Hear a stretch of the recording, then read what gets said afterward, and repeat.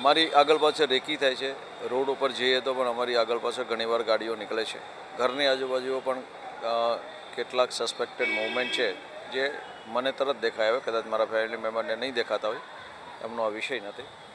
પણ જે રીતે આ મને ફોલો કરી રહેવામાં આવે છે, તો સ્ટોકિંગ કરવામાં આવી રહ્યું છે.